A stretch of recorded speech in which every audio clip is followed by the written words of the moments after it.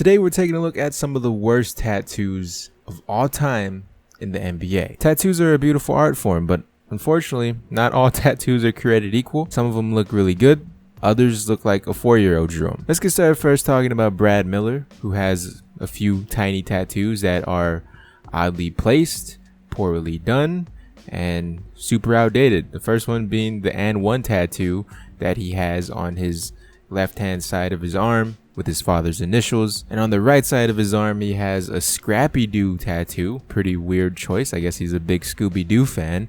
And above that, he has a little basic generic tattoo that he just probably picked out as his first tattoo from like a tattoo shop in a book or something. This one correlates a lot with Reggie Miller's tattoo, and I know Reggie Miller isn't a basketball player that you would think would have a bunch of tattoos, but he has a really bad one that he probably picked out from the same book that Brad Miller picked out from, because it looks very similar to his belly button tattoo. When the time Reggie Miller was in the NBA, I guess this was a popular tattoo. You see other guys like WWE superstar Batista rocking the same design, it looks like. What makes this even worse, in my opinion, is it's very weird that this would be Reggie Miller's go-to choice as a tattoo, especially if he doesn't have any more. Reggie, we definitely gotta talk about this. From one bald head to another, let's talk about Richard Jefferson. He has an iconic tattoo on his left arm with his initials, RJ, poorly done. This is an awful tattoo. This is something that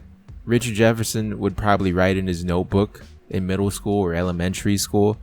RJ, when he was bored in class. This is exactly what he got tattooed on his body permanently. But shout out to Richard Jefferson, not removing it, not covering it up like other superstars like DeJounte Murray, who has like a big turtle on his arm, which is just as awful.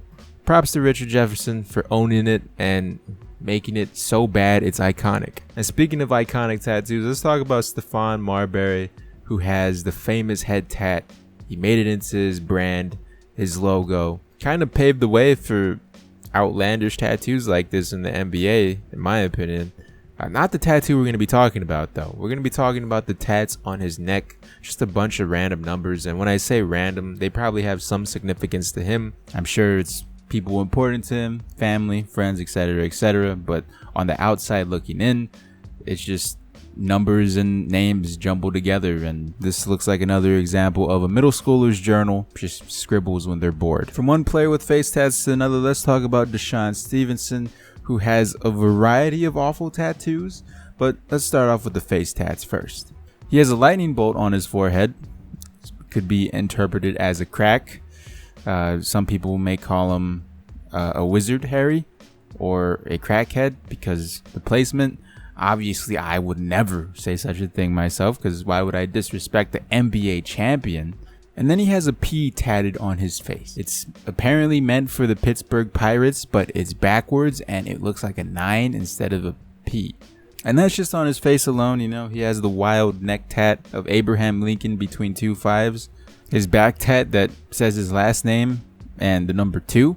So many poorly done tattoos on this man, but at least he gets some points for wearing a shirt saying LeBron, how's my Dirk taste? Very clever.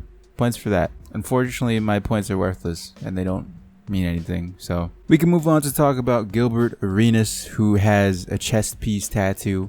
The top part is a brick wall, and then on the brick wall on his right side, he has a couple names with hearts around it, a date, so probably someone important to him or people important to him, and then LA on his left hand side. Could be worse, like his tiger outline tattoo. That's why I don't get with NBA players. I know majority of NBA players get these awful tattoos before they get to the NBA, just getting paid millions of dollars to get awful art done. And his back tattoo isn't much better. Children's faces don't age well on the skin. Faces in general, in terms of tattoos, don't age well.